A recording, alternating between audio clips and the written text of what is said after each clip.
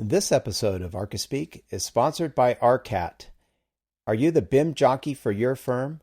Are you used to the grind of using broad search engines or searching manufacturers' sites only to find they don't have BIM? Are you wrestling with outdated or poorly built objects? It's time to use Arcat.com. Arcat is a free library of over 7,500 BIM objects and systems, all available in multiple formats. Even better, each object is a high-quality BIM based on actual manufacturer products. And you don't even have to register to access Arcat's BIM library. Just head over to arcat.com, that's ARCAT.com, and start downloading the BIM objects you need. Welcome to Archispeak, the podcast that talks about what it's like to work in the profession of architecture.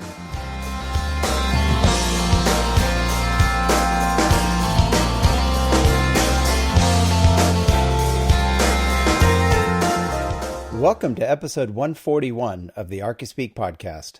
I'm Neal Pan. And I'm Cormac Phelan. And we just need to, it's a sad moment here actually for Archispeak. Yeah, it is. As you might have been able to tell from our intro there, it was a little bit shorter. And we're sad to report that Evan was slain by Thanos for the good of the universe. And so he will not be joining us anymore. He's kind of disappeared. No longer with us. No, it's kind of, I'm not sure what we're going to do now, but I think 50% of the universe is like that, but yeah, it happens. It affected us too, and only a third of us. So that's good odds. Yeah, not too bad. So we thought we'd get this episode started by talking about airing some grievances.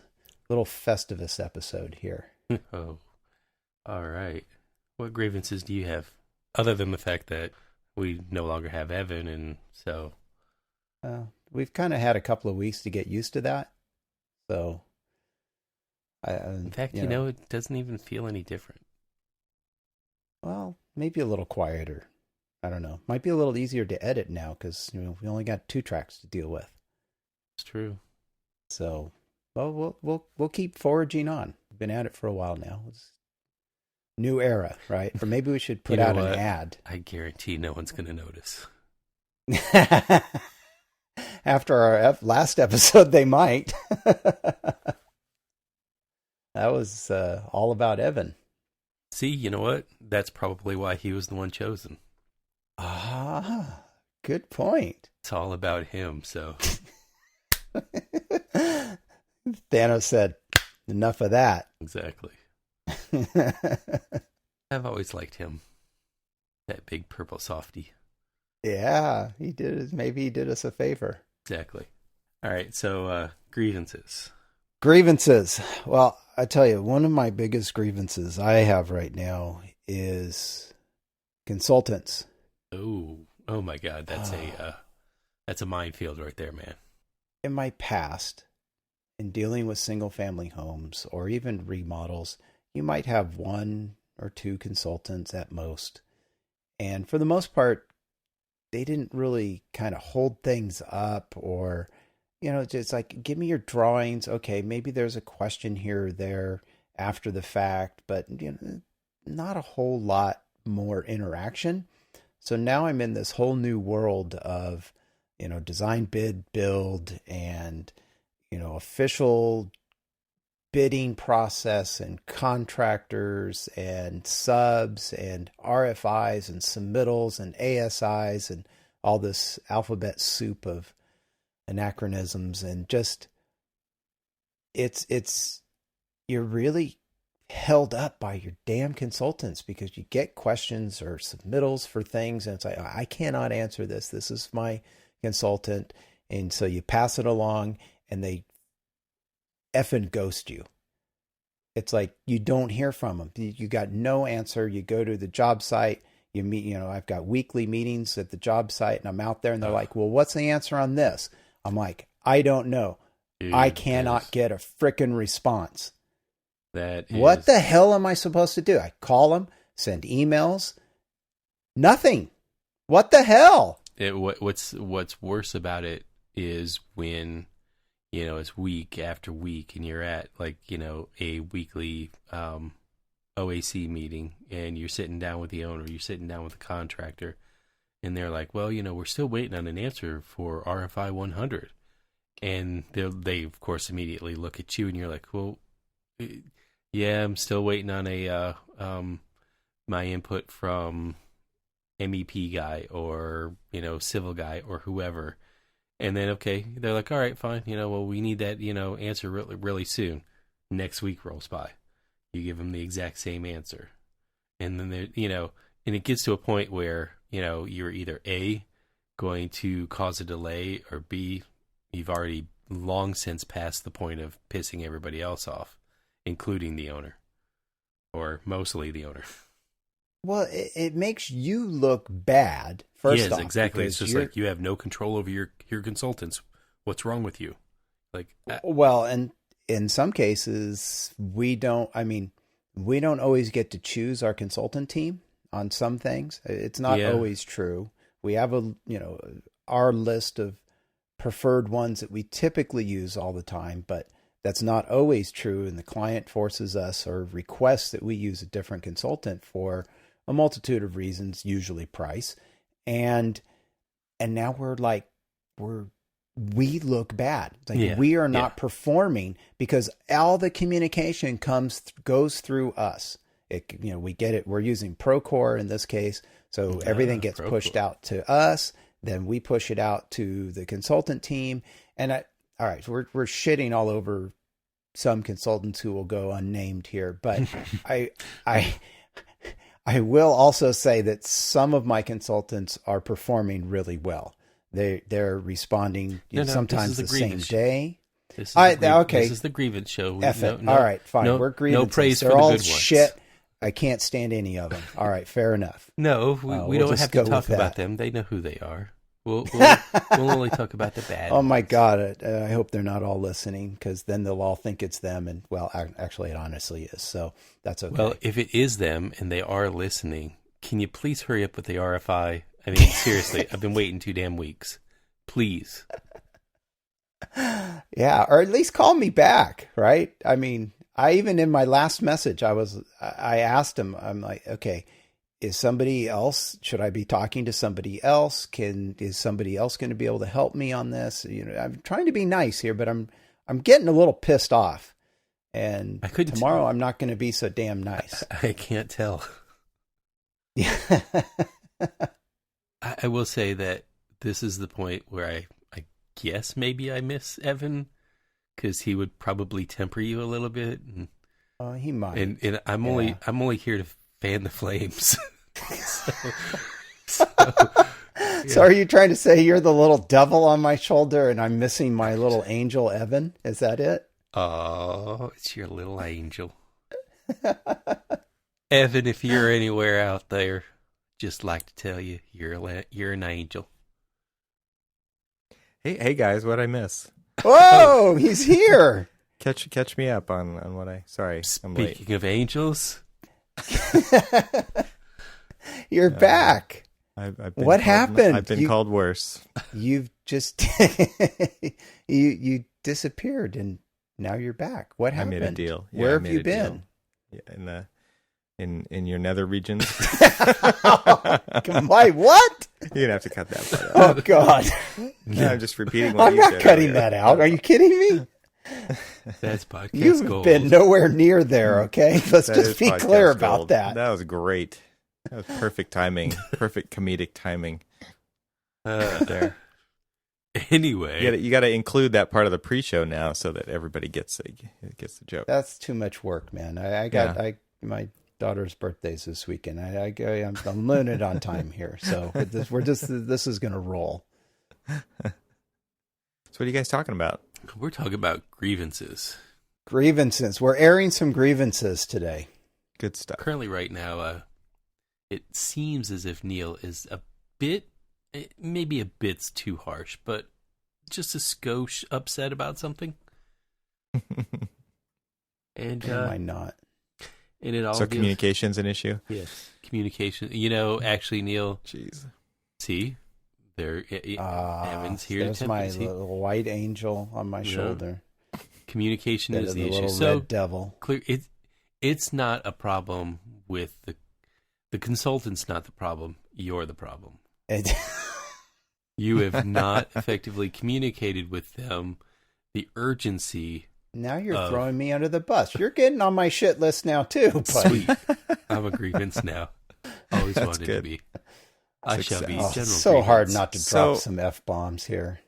So this whole topic brings up a couple of thoughts for me. One is, communication and just leadership. I mean, I think one of the things that we all have to deal with when we're working with consultants is, especially in the public realm, right, Cormac, is the low bid, right? Oh my God, that's what we're talking. We're talking about the low bid of consultants, right? And you get what you pay for.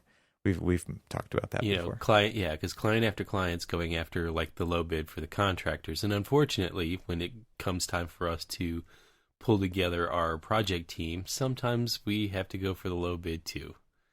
And you're right. Well, and no joke, consultant costs have been going up, right? So yes. it definitely is a factor to be dealt with when you're picking and selecting the team to work on a project.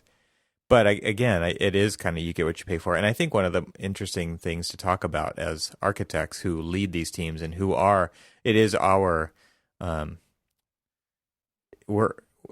it's what's the right word here? I mean, it's our reputations on the line. Yeah.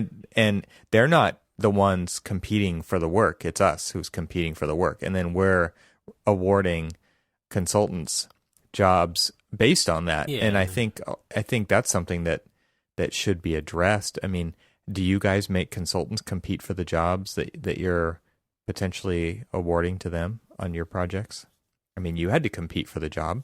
Yeah, I mean, we have to go out and get 2 and 3 proposals for, when we're initially going after something for, the scope of services. And we have to basically, a lot of times, even though we may have favored people that we like to work with, sometimes they're not the most, they're not the cheaper ones. And, you go with somebody who you either may not know at all or you're not comfortable with, or a lot of times we've had it.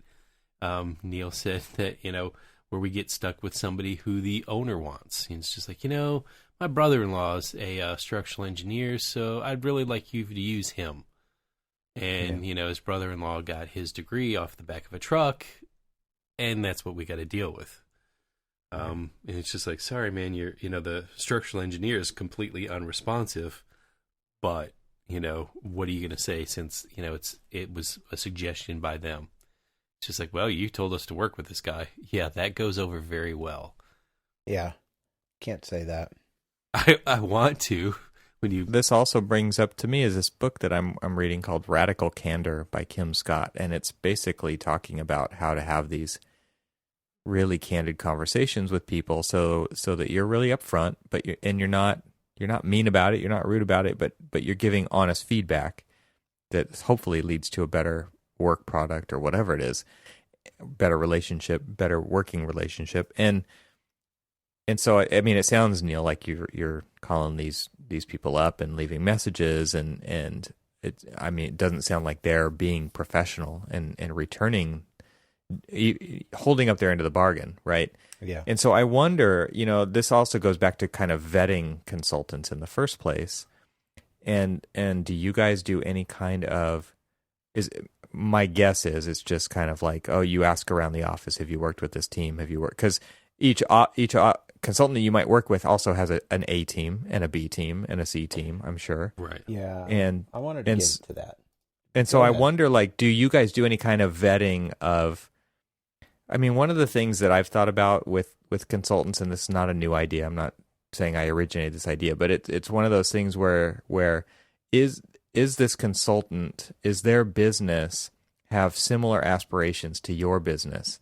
Would there be a benefit in having that relationship because you guys aspire for something similar?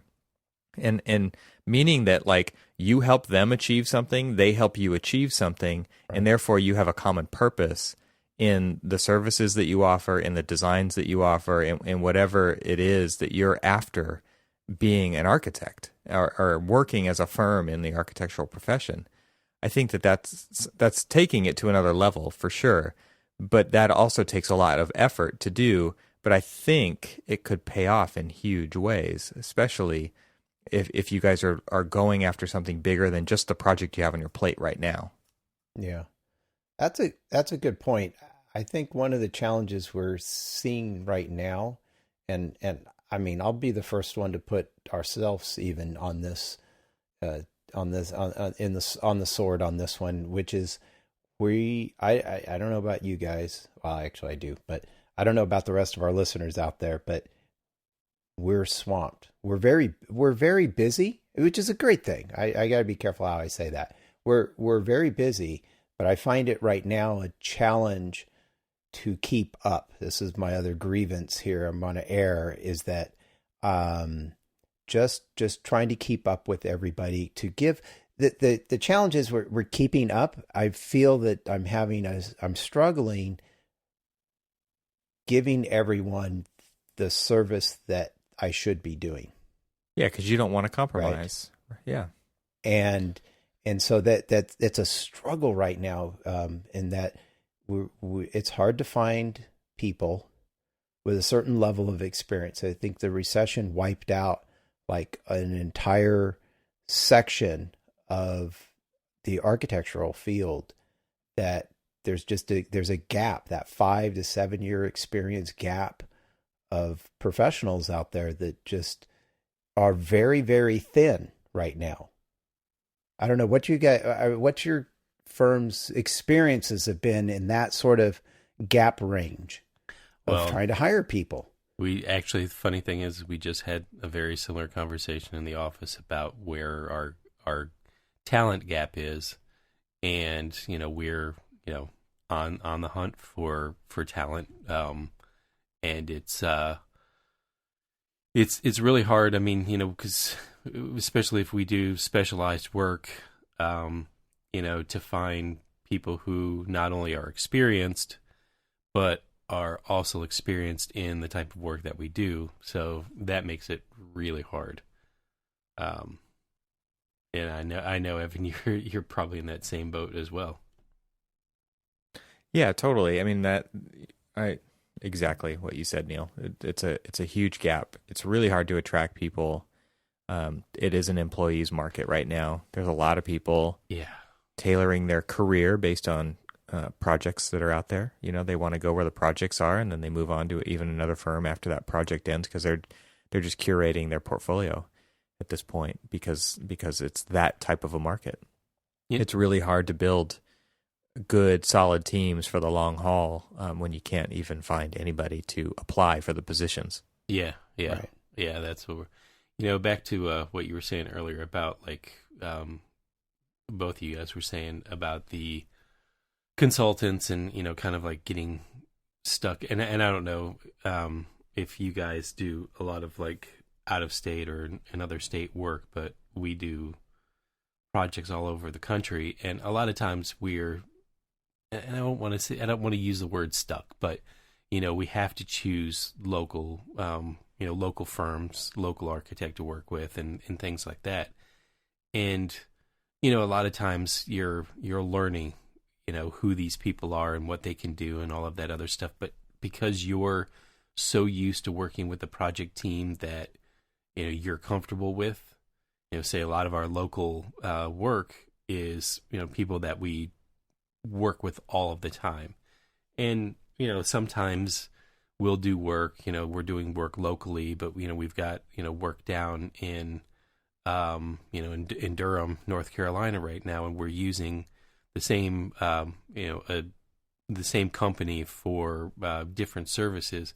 So we know, we feel comfortable with, those kind of relationships. But then there's some that are just a crapshoot. And, like we had one that, we were told by the university that, they've had a lot of good experience with these people, and, we'd like for you to use them on, the discipline they were working on. I'm trying to keep it as very not specific, generic terms there. Yeah, exactly, not specific as possible. And so you won't use Eric, the civil engineer, anymore. Yeah. and it was so hard for them to get. Well, first, they had an opinion about everybody else's job except for their own. In their own, they were so unresponsive that it was just a pain to, get a lot of this work done. And they were like, well, when I was sort of using that joke about, when we're sitting in front of the owner and the owner's, the contractor's asking about the status of an RFI that's been open for 4 weeks, and it's that one guy, and you really want to say to him, I'm like, look, I would have had, if I would have had my choice of, consultant X and you stuck me with consultant Y, I would have had that answer for you. But no, I have consultant Y, and unfortunately, you did this to us. You can't say that to him, and you're clearly you don't you'd love to say it to him, but of course you can't say it to him. But it's just it's the quality of work and the unknowns. Yeah. The unknowns from people that you're working with in local jurisdictions. Sometimes it's Neal, it's like you said, it's like pulling your hair out. Well, you guys have seen the triangle, the fast, cheap, and good, and you get to pick two. Yeah, you ever seen that? Yeah. I mean, let's talk about the consultant who is. Let's talk about the one who's good and cheap, because that is the one that just takes forever to do stuff. Yeah, right. But you work with them. She's the nicest person. She always, is really lovely to talk to. Does get you what you ask for late every time. And so, I mean, what do you do in those instances when you're working with, some consultant who is a great person, does the right kind of service, but just never hits a deadline? Because they're cheap. That's why they get hired. Well, time and time again. And then I don't have an answer for that. Yeah. Because then you also get that's not really in my scope. I had to cut back my scope, so that I could. I find those ones to be like, yeah, we'll do whatever you need. Yeah, fine, whatever you need. Yeah, sure, we'll do that too. And they don't charge you extra for it. They just do it, but they take forever. It happens. It happens especially on K-12 stuff. I've seen. I haven't. You're sorry. You've just completely baffled me. Wait, hold on. Thanos, take him away. We need him back. Because I mean, you don't have that kind of experience, that kind of consultant. I've never had a consultant who says, "Yeah, I'll go ahead and don't worry about the additional services. I can go ahead and pick that up." Yeah. Well, it's all little stuff. I mean, we're not asking them to do anything crazy, but like the client or the maintenance person keeps changing their mind and cutting more scope out of their part of the project or whatever. And we'll make the changes. We need it by Wednesday. You'll get it in 2 weeks, basically. Yeah. It happens. It happens quite often, I've seen. But then there's the cheap and really bad consultants, and they're non-responsive, and you have to do their job for them, and they make you look bad. And those are the ones that, to me, like it would make sense if we kept track of that kind of thing so that they actually don't get hired again, or make them compete for it, because they're typically getting picked because they're cheap, but it's painful. It's a painful process to work with those consultants. Well, and I don't know if they do it in the K through 12 market on, out there as they do here, but they pre-qualify all of their architects. They pre-qualify all their CMs, but they rarely ever pre-qualify all of the consulting engineers, because that's normally part of the team with the architect. The architect, sure, if they're going to get picked, and you go through, if it's hey, Evan's turn to do the next high school, so then Evan goes out and starts building his project team and gets all of the dollars, and they're like, well, we're only going to pay you this much. And then you say, okay, well, I want civil engineer X, Y, and Z to bid on it, and Z comes in the cheapest, so you kind of go with him. But it would be good to, I mean, we try to pre-qualify all of the people that we work with just, internally for us. But, sometimes when you're having to come up with that magic mix of, fee or your MBEs and all of these other, things, Mm-hmm. The that perfect recipe. that you're trying to come up with that perfect recipe of, qualified people that are also cheap and all that other stuff. And, they're also busy too. And they're trying to, kind of, you've beaten me down with these fees, so this is all you're getting from me. I can't give you any more because you're not giving me any more. Yeah. Well, I guess my final thing about this topic would just be to treat it like any other relationship where you want a good outcome, is invest into it. And so if you, while you're not under the crazy pressure of the job, take a consultant out to lunch, get to know them better, see what they're all about, find out what they want to do with their life or with their business, depending on. We actually had consultants come in and do presentations about just to give us exposure to what they've done, what they're capable of doing, where they want to go, who have they merged with, what, they thought of all this stuff to talk about, and they gave us a presentation, and I thought it was pretty fantastic business development on their part to do that, because they came in and presented to our entire staff in our office all of this stuff that they're doing. And it just showed that they were serious about working with us. Right. They showed their aspirational side. They showed what their capabilities were. And I thought that was fantastic. And so I think, not every consultant or business out there is going to do that. They're not going to have the motivation to do that kind of thing. But we can learn more about our consultants and what they're all about, and put that effort in, because I think that's kind of what it's going to take if you're really struggling to find good consultants. Or get them to call you back or deliver what they said they would deliver. Maybe it just needs to get a little more personal, and you got to show that interest in them. And it probably would be better to do that when it's not under the giant pressure, because I'm sure that they're super busy too. And I know that it doesn't really help us to just keep giving them the benefit of the doubt because they said they were going to do something. But maybe it's like, hey, instead of bitching at them on voicemail, just say, hey, let's grab a coffee and talk about what's going on. Something like that. See, Neil, told you. See, it's all good. All right. If we didn't have Evan come back from the dead, it would just be you and me bitching about how it would just be a giant crap storm here. Yeah. Exactly. Yeah. Well, that might be a little more entertaining, though. Yeah, probably. Sorry, ruined it. Maybe for you. Oh, I got more Greaves. I got more. I was hoping you did. Oh, yeah. I got an effing world of them right now. So. He's in a world of Greaves. What's your Greaves? Ask Greaves. What the hell's up with the damn code book? What? All right, so this is like a total Seinfeld kind of episode of and what's the deal with the code books? I didn't even think about that.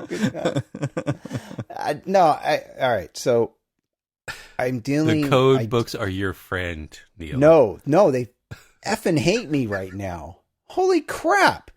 It's like everything I'm doing right now is just a bucket of hurt. Everything. It's a freaking bucket of hurt. Everything. We're doing a simple package locker addition, not even addition. We're taking over an office and a storage room and turning it into a package locker room in this community. In this community building. And for those that don't know, one of the big things that's very popular right now in multifamily housing is, or one of the big needs is package locker storage. So everybody's ordering off of Amazon or somewhere else, and the UPS or FedEx person's coming in, and they're just stuffing first off, the mail rooms typically are not designed for packages. So they can't put them there. They put them behind, these multifamily buildings have these like sales areas or, common community room areas. And there's always somebody who's kind of working there to help or something. And so they're getting stuffed and thrown everywhere. So if these developments weren't built this way to handle package lockers, anyway, you have to build these areas, and they make these, I forget the manufacturer, that one of the more popular ones, but you probably have seen these Amazon lockers in your local grocery store or something like that. It's basically that, but in your building. And so we have a building. It's barely 6-7 years old. It's been 4 months, and I'm still 4 months, 4 or 5 months. No, I think it was November. We submitted this in November of last year. We still don't have a permit. We keep going around and around with the building official. This is all over accessibility upgrades.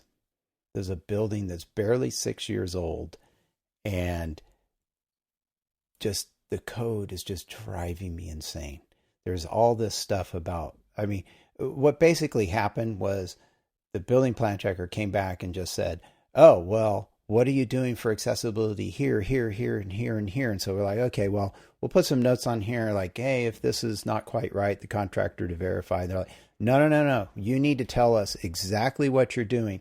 So the client had to go out, hire an accessibility consultant to go out and survey the entire property down to the little like 1/4 inch. They were like, yeah, this mirror in this bathroom is an 1/4, not even a 1/4, maybe 1/8 of an inch off. It's supposed to be 40 inches, and it was like 40 1/4. So, we got to, change the mirror. Anyway, then they had to get a contractor to bid all of these different things so that we could come up with 20% of the overall cost of this project, $30,000. We've probably spent more than $30,000 in frickin' consultant fees, more than the job is worth, just to deal with this stuff. That's just one thing. I've got a whole bunch of other ones when we get into, but a lot of them are surrounding this sort of stuff. I've got existing projects and all. I have a project in a city that apparently it's owned by an affordable housing developer. But apparently the plan checker goes back. He pulls the original permit on this project. It's from 1999, maybe 2000. And he sends his plan check comments. He goes, this project was never approved as a public housing project. So you've got to make the entire thing compliant with Chapter 11B. I'm like, shit, all we're doing is like maintenance. We're fixing, some flooring, some cabinetry and countertops and upgrading the fixtures. This is all building maintenance. Is that no, you got to put everything up to 11B, blow out your kitchens and bathrooms to make them all totally accessible. And I'm like, no, damn it. Multiple exceptions within Chapter 11B. I don't have to do some of this stuff, but it's just this constant battle back and forth. And we're under a deadline. These projects, they get funded. They have to get permitted in a certain time. Otherwise they lose their funding. And it's this freaking battle. I feel like every day I go to work, it's a freaking battle. I don't know. Is architecture a battle? Is that what we do? Is that what we're doing? Maybe that's just what I'm doing right now, but that's I don't know. That's my grievance. Talk me off the ledge, Evan. I believe that you need a hug. Do we need an internet hug? Watch out. You need an intervention. Yeah. Oh, maybe that's it. I don't know. Sorry. Right when you were, I just started to have Pat Benatar singing in the me back too. of my head. Totally. Just like, love is a battlefield right here. Exactly. Insert that into the show. Neal. Sometimes that's my answer. Sometimes. Yes, exactly. I would say it is. Does it have to be? Probably not. but you're dealing with people who are looking at things black and white. Then you're dealing with people who are a little bit more amoebic, than other people who just see gray, and it just it's a lot of butting heads for probably no reason. If you take a step back, take a deep breath, and do it. And then unfortunately, we don't have the time to even take the deep breath. Everybody wants the answer now, and you just gotta. I mean, that's kind of why they hire us, though, is so that we can manage through all of the crisis. So, crisis management. Yes, I should put that on my business card. Put that on your LinkedIn profile. Yes. Yeah. I mean, I agree. I think that, this is probably an opportunity for you to grow, and because you've got. Oh, I'm effing growing. You've got to deal. He's damn ancient now. And the next time it's going to be way easier because you've done it before. So, but yeah, it doesn't make it any easier now. I'm sorry. It's like, I really didn't want to learn that lesson. Right. That's pretty much how it always goes, though. Exactly. Yeah. Like all I wanted to do is... I would have figured this shit out, but that's not necessarily true. I am doing a different product type. It's different than what I've done before, and there's a lot of growing pains. You're stretching new muscles. Yeah, for sure. Oh yeah, they're stretching all right. Eat a couple of bananas. The potassium will do you snap. fine. You'll get back to it. Oh, I It's know the all episode about where eating Neal bananas, snaps. Okay. Yeah. Get him about to go postal.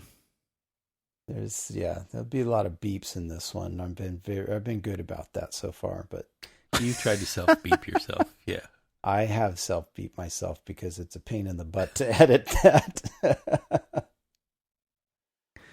Well, oh, yeah, I don't think that the added stress of lots of projects and short timelines helps in any of this. So you got to figure out how to, delegate, shed responsibilities. Like you said, you're pretty good at this, Neal. You're pretty good at saying, I have very limited time. So you say no to more things, and I think that's a good thing to do in these circumstances. So just concentrate on the stuff you have to do. Yeah. What is it?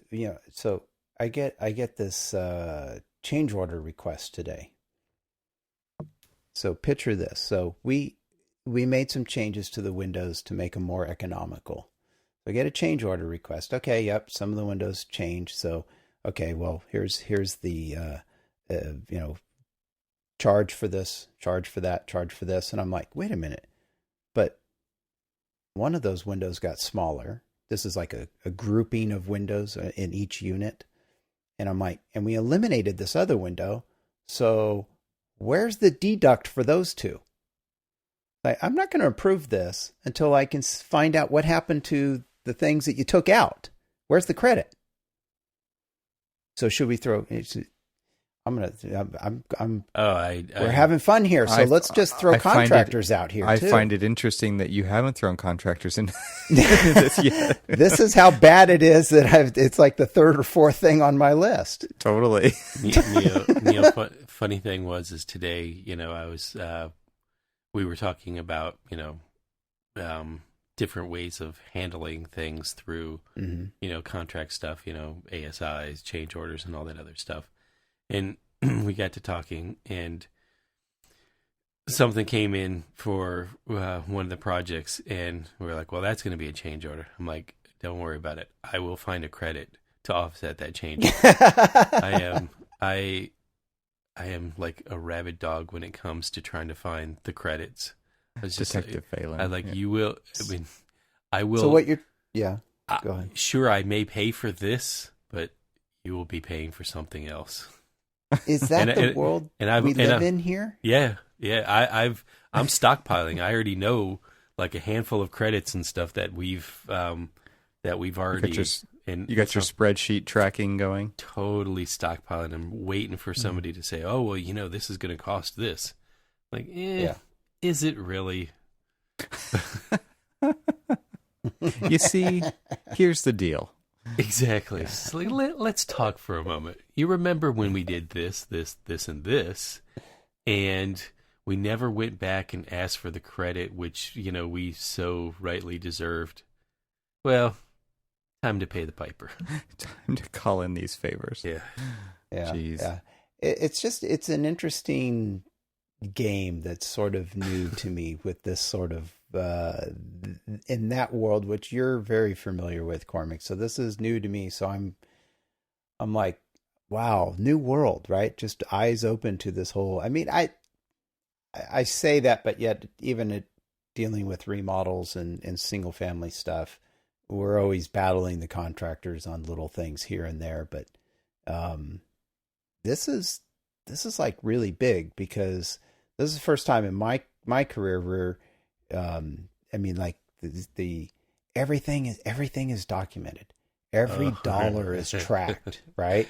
Yo. And so it's like, whoa, this is really interesting. Anything I do is every decision is tracked, and then just trying to figure out, how do we track this on the drawings, every little change, and and issuing new updates here and there and tracking all this stuff. It's like, it's new. There's probably people rolling their eyes at me right now listening to this saying, oh, he's so cute. But, Glad to know I'm not the only one. Yeah. Shut up. Aren't you f***ing dead? I can be. Well, Neal, I mean, it's all I can say is this is just the first of many. Yeah. It only gets worse. Oh, we got more episodes coming. Yeah.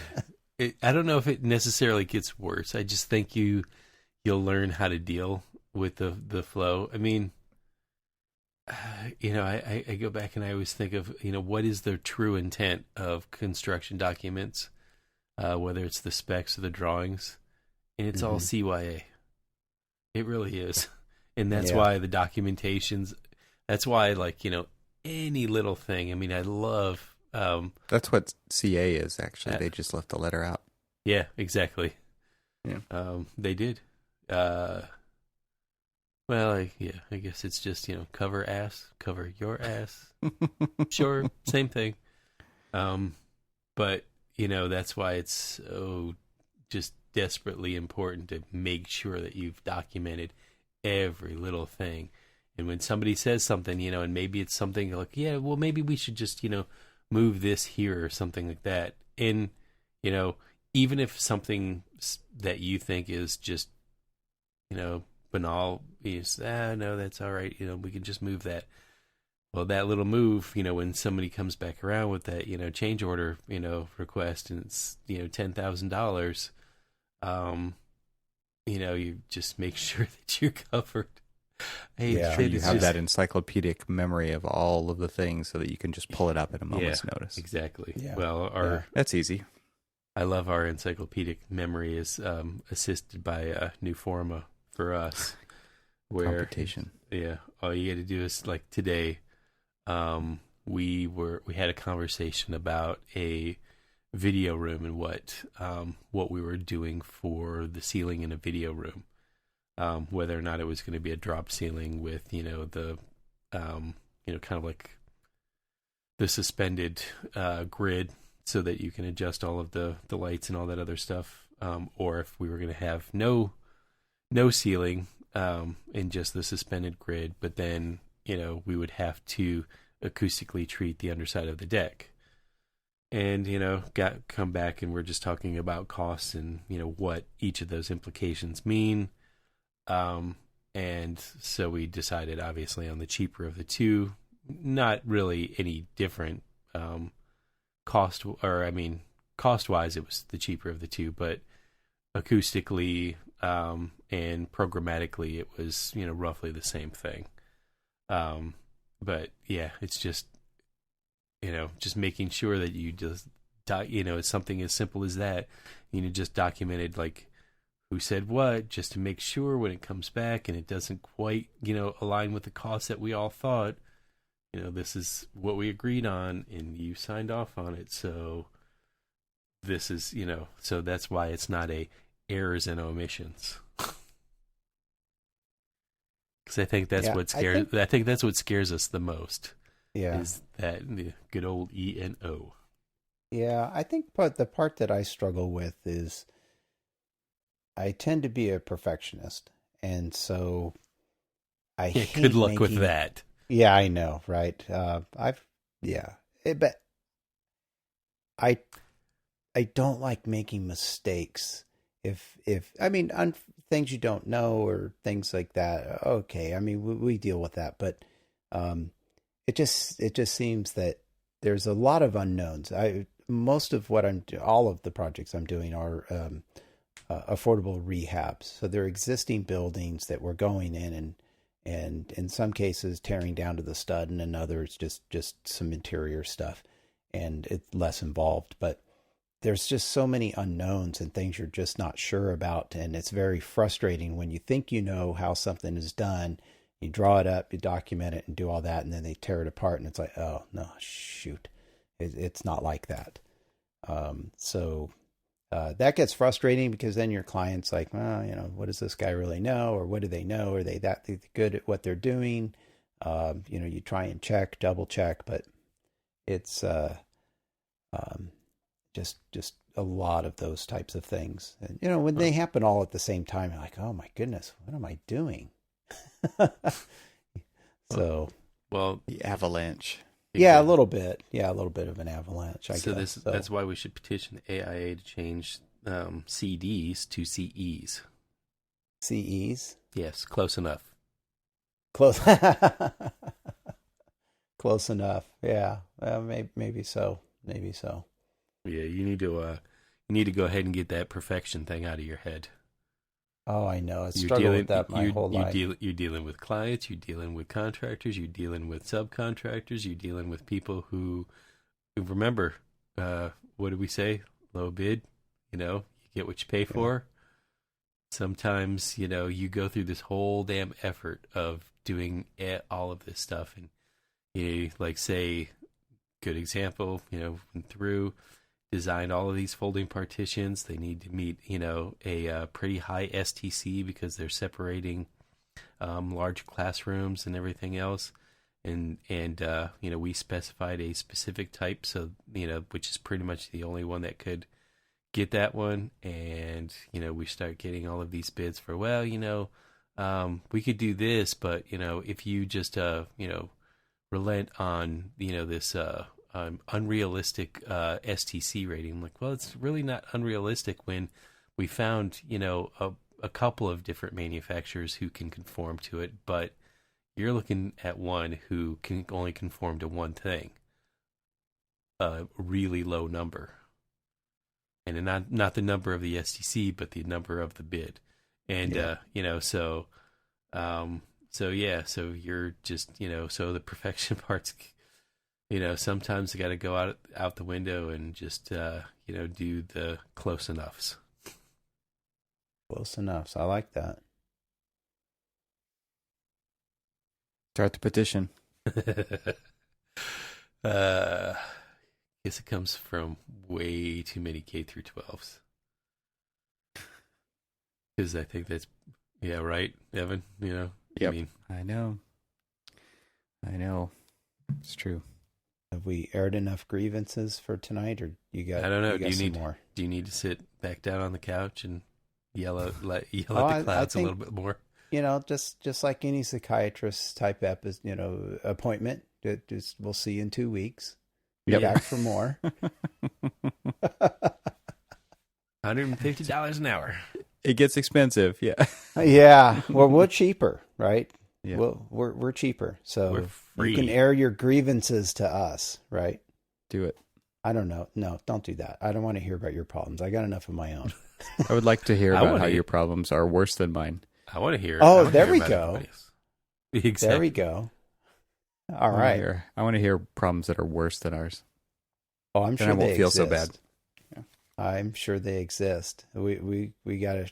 Hopefully, if our listeners can actually download this episode on Apple Podcasts, they'll be able to listen and tell us. Yeah. As opposed to last episode. Yes. Yeah. Exactly. All right. Well, let's finish up. Take us out. Sounds good. All right. Well, hey, I want to remind everybody that this episode is sponsored by Arcat, and the music is by System Kid. Subscribe to Arcat on Apple Podcasts, which hopefully you'll be able to download this episode on, or listen directly from our site. Don't forget, you can still do that, and that's at archispeakpodcast.com, where you can stream or download every episode and find links to everything we referenced. Follow the show on social media via Twitter and Facebook, or you can even email us. Links to all of these can be found at archispeakpodcast.com. Stay subscribed, everyone, and thanks for listening. And we're happy to have Evan back. Welcome back, Evan. Oh, thanks. See you next time. Welcome back from the dead.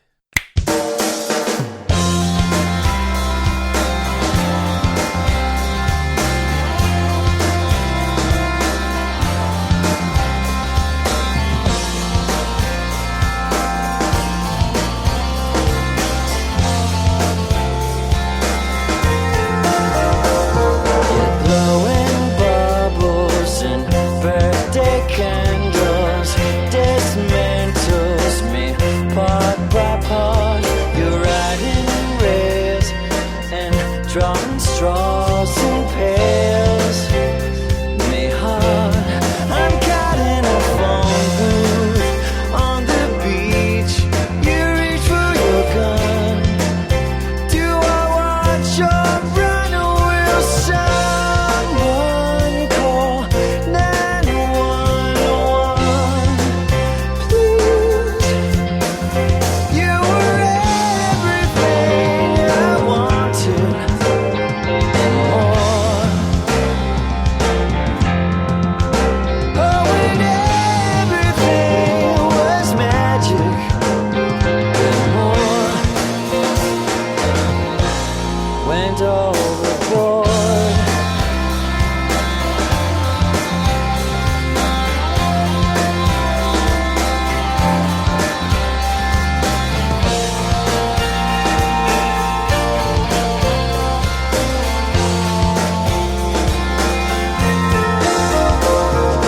Beat your babies for needing you. Still, your hunger to conceive.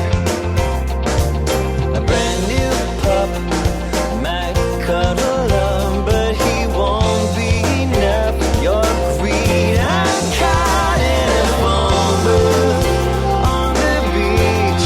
You reach for your gun. Do I watch or run, or will someone call 911? Please, you were everything they needed and more. Oh, and everything was magic, but more went overboard.